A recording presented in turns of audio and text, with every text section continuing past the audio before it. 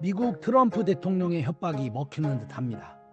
하지만 김정은에게만은 예외인 것 같아요. 김정은은 왜 핵무기를 절대 포기하지 않을까요? 답은 생각보다 단순하고 소름 끼치도록 명확합니다. 핵이 없으면 나는 죽는다. 단순히 국가의 안보 문제가 아닙니다. 자신의 목숨이 걸린 문제죠. 2011년 리비아의 독재자 카다피는 하수구에 숨어있다 끌려나와 처참한 최후를 맞았습니다. 김정은은 아마 이 장면을 아니 수백 번 돌려봤을 겁니다.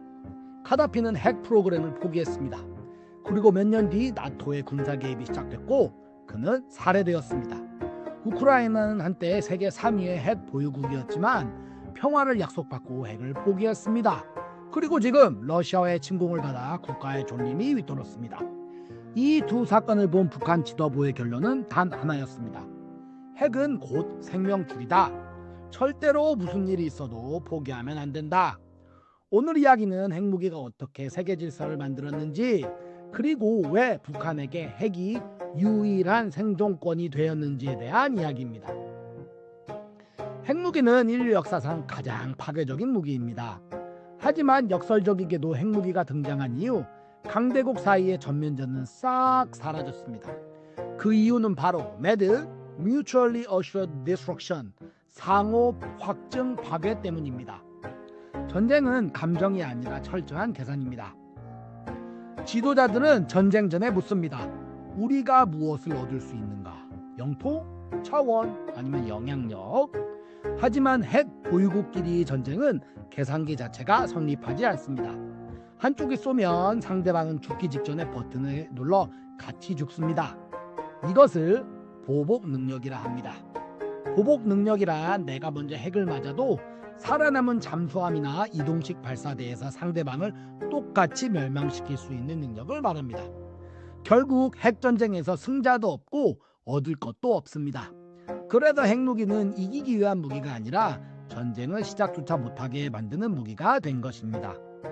따라서 독재자들은 핵무기를 통해 MAD를 확보하고 그 누구도 자기들에게 공격을 하지 못하도록 유도하는 것입니다. 그렇다면 모든 나라가 핵을 가지면 평화로워질까요? 국제사회는 아니요 라고 답합니다. 왜냐하면 인간은 항상 합리적이지 않기 때문입니다. 특히 민주주의 국가에는 의회, 사법부, 여론이라는 견제와 균형이 있습니다. 그리고 핵 버튼을 누르기까지 수많은 검증 과정도 있고 대통령만 동의하면 되는 것이 아니라 다른 사람들도 동의를 거쳐야 합니다. 하지만 독재 체제는 다릅니다. 핵무기 사용 결정이 단 한 사람의 기분이나 오판에 달릴 수도 있습니다. 오늘 아침에 큰 부부싸움을 했다면, 오늘 아침에 길거리에서 자기의 권력을 반대하는 반대자들이 자기의 궁전으로 뛰어들 것 같다면 어떤 상황에서도 독재자들은 핵을 발사할 수 있습니다. 독재자의 합리성은 국가의 번영이 아니라 나의 권력 유지에만 집중되어 있습니다. 내 정권이 무너질 바에는 차라리 세상을 끝내겠다라는 선택을 할 수도 있는 것이죠.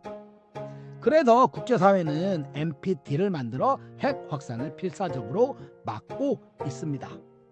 그렇다면 핵이 없는 국가들은 자기들을 어떻게 보호할 수 있을까요? 그래서 핵이 없는 나라들은 미국, 영국, 프랑스, 중국 같은 핵을 보유한 강대국의 핵우산 아래로 들어갑니다.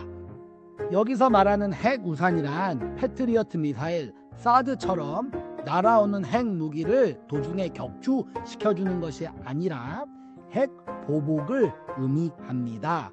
만약에 대한민국이 미국의 핵우산 아래에 있다면 북한이 대한민국의 서울에 핵무기를 쐈을 경우 미국이 북한의 평양에 핵무기를 쏴주는 것을 의미합니다.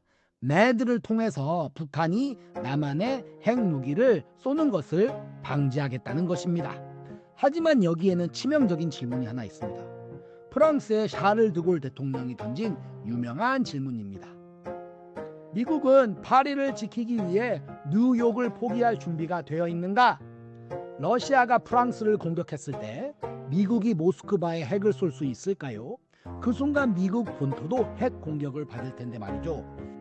결국 핵 우산은 완벽한 논리가 아니라 언제든지 깨질 수 있는 신뢰의 게임입니다. 그리고 우리나라의 가장 중요한 안보를 타국의 손에 맡긴다는 것은 덤으로 말이죠.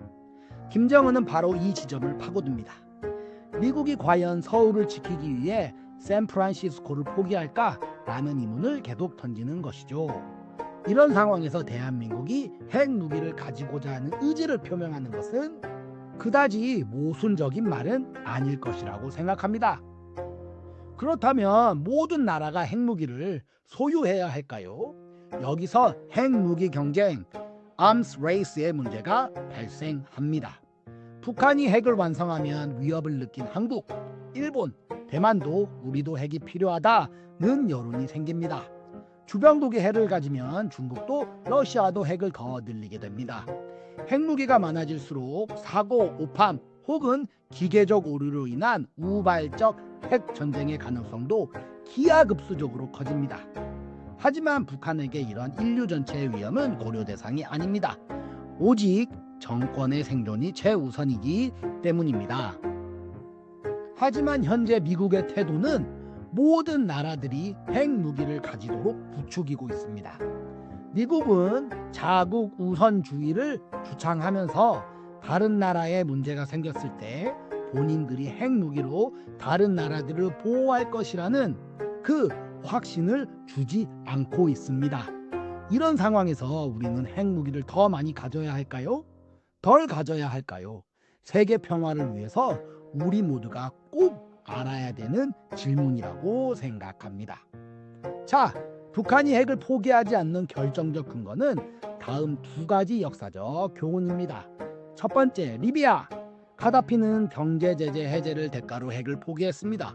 결과는 서방의 군사 개입과 비참한 죽음이었습니다. 두 번째, 우크라이나.